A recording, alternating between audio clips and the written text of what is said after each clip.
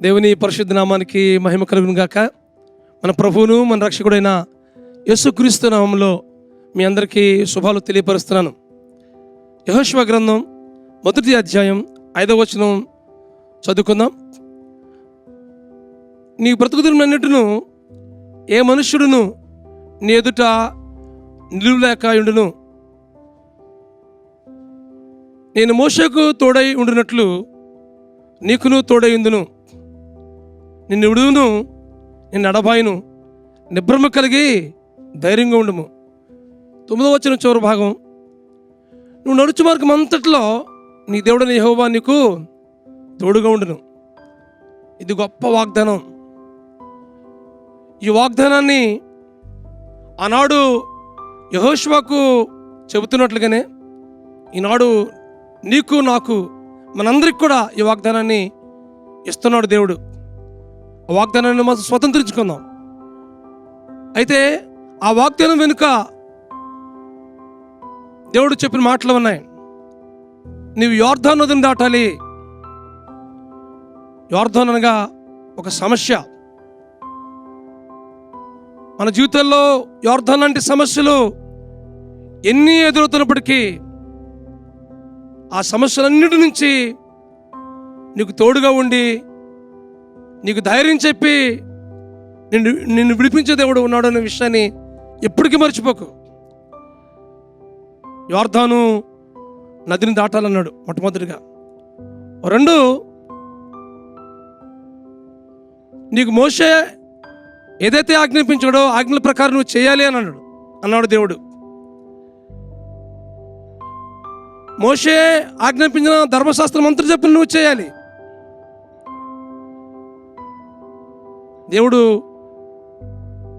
ఆ ధర్మశాస్త్రంలో ఏదైతే ఆజ్ఞాపించాడో వాటి ప్రకారం మనం చేయాలి. దేవుని వాక్యం చదువుతున్నప్పుడు, దేవుని వాక్యం వింటున్నప్పుడు, దేవుని వాక్యాన్ని ధ్యానం చేస్తున్నప్పుడు దేవుడు కొన్నిసార్లు ఆజ్ఞాపిస్తాడు, నీవు ఇది చేయాలి, ఇది చేయకూడదు. అలా చేస్తున్నప్పుడు ఆ మాటకు మనం లోబడి మనం జీవించినప్పుడు దేవుని ఆశీర్వాదాలు పొందుకుంటాం. ఆనాడు యెహోషువ ఇచ్చిన వాగ్దానమే ఈనాడు నువ్వు నేను పొందుకుంటాం. ఆయన ఆజ్ఞకు లోబడినప్పుడు, ఆయన ఆజ్ఞకు విధేయత చూపించినప్పుడు. మోషే చెప్పిన ధర్మశాస్త్రం అందరూ చెప్పిన నువ్వు చేయాలంటున్నాడు కదా, వాటి ప్రకారం మనం కూడా చేయాలి. దేవుడు ఎన్నో ఆజ్ఞలు దేవుని వాక్యం చదువుతున్నప్పుడు మనం ఆజ్ఞాపిస్తుంటాడు. వాటికి మనం శిరస వహించి సంపూర్ణ విధేయులమై వాటి ప్రకారం మనం క్రియ చేసినప్పుడు మన జీవితంలో గొప్ప ఆశీర్వాదాలు పొందుకుంటాం. ఆయన వాగ్దానాన్ని స్వతంత్రించుకుంటాం. 3, నువ్వు బహుధైర్యంగా ఉండు అంటున్నాడు. నువ్వు నిబ్రమ కలిగి బహుధైర్యంగా ఉండు అని అంటున్నాడు. కొన్నిసార్లు కొన్ని పరిస్థితులు మనకు భయపెట్టే పరిస్థితులు, కృంగ చేసే పరిస్థితులు, మరలా విశ్వాసం నుంచి దిగజారిపోయే పరిస్థితులు, వెనక్కి వెళ్ళిపోయే పరిస్థితులు, వెనుదిరిగే పరిస్థితులు మన జీవితంలో ఎన్నో ఎదురవుతుంటాయి. అయితే అలాంటి పరిస్థితుల్లో మనం భయపడకుండా, నా దేవుడు నాకు తోడుగా ఉన్నాడు, నన్ను విడిచిపెట్టే దేవుడు కాదు నా దేవుడు, నిన్ను విడువను, నిన్ను అడబాయను, నిబ్రమ కలిగి ధైర్యంగుళ్ళు అని చెప్పిన దేవుడు నాతో ఉన్నాడు. ఆ మాటను మనం జ్ఞాపకం చేసుకున్నప్పుడు ఎలాంటి పరిస్థితులు మనం ముందున్నప్పటికీ వాటిని ధైర్యంతో ఎదుర్కొంటాం. కాబట్టి నువ్వు బహుధైర్యంగా ఉండు అంటున్నాడు. నువ్వు నిబ్రమ కలిగి బహుధైర్యంగా ఉండు యెహోషువ అని దేవుడు మాట్లాడుతున్నాడు. ఎందుకంటే రాబోయే పరిస్థితుల్లో ఎలాంటి ప్రతికూలతలు అతను ఎదుర్కోవాలో వాటన్నిటి నుంచి యెహోషువ ఆలోచిస్తూ భయపడుతున్నాడేమో. దేవుని గొప్ప వాగ్దానం యెహోషువ ముందు ఉంది. వాటన్నిటినీ తన స్వతంత్రించుకునేలాగున దేవుడు మాట్లాడుతున్నాడు. ఇదేనన్నా దేవుడు మనతో కూడా మాట్లాడుతున్నాడు. ఆయన వాగ్దానాన్ని స్వతంత్రించుకుందాం.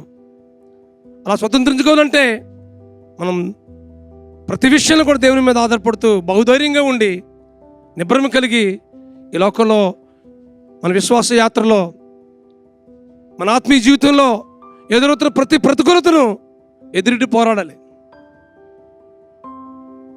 4వది ఈ ధర్మశాస్త్రము దివారాత్రము ధ్యానించాలంటున్నాడు. అవును, మనం కూడా ప్రతిరోజు దేవుని వాక్యాన్ని దివారాత్రము ధ్యానించాలి. కీర్తన గ్రంథంలో కూడా ఉంది కదా, నీ వాక్యము దివారాత్రము దాన్ని ధ్యానించేవాడు ధన్యుడు. అతడు నీటి ఓరన నాటబడిన చెట్టు వలె, ఆకువాడక అతని కాలం ముందు ఫలమిచ్చి చెట్టు వలె ఉండును అని దేవుని వాక్యం మాట్లాడుతుంది. అలా మనం ఫలభరితమైనటువంటి జీవితం జీవించాలంటే దేవుని వాక్యం దివారాత్రము ధ్యానించాలి. ఇలా చేసినప్పుడు దేవుని వాగ్దానాన్ని మనం స్వతంత్రించుకుంటాం. నీ బ్రతుకు దినములన్నిటిలో ఏ మనుష్యుడు నీ ఎదుట నిలువలేకుండును, నేను మోషేకు తోడున్నట్లు నీకును తోడే ఉంటాను అని ఆనాడు యెహోషువతో పలికిన మాటలు ఇది నన్ను నీతో నాతో దేవుడు మాట్లాడుతున్నాడు. ఆ వాగ్దాన్ని స్వతంత్రించుకుందాం. నువ్వు నడిచి మార్గం అంతట్లో నీ దేవుడిని యెహోవా నీకు తోడుగా ఉంటాడు. ఎప్పుడు అనంటే ఆయన మాటకు విధేయత వహించినప్పుడు, ఆయన మాటల ప్రకారం క్రియ జరిగించినప్పుడు. కాబట్టి ఈ వాక్యం ద్వారా మనం సరిచేయబడదాం, ప్రోత్సహించబడదాం, బలపరచబడదాం. ఆ వాగ్దానాన్ని స్వతంత్రించుకుందాం. దేవుని కొరకు గొప్ప కార్యాలు చేద్దాం. దేవుని కొరకు మహిమకరంగా బ్రతుకుదాం. ఎన్ని ప్రతికూలతలు ఎదురవుతున్నప్పటికీ వాటన్నిటిని ఎదురెట్టి పోరాడదాం. దేవుడు ఈ మాటలు మన కొరకు దీవించును గాక. ఆమేన్.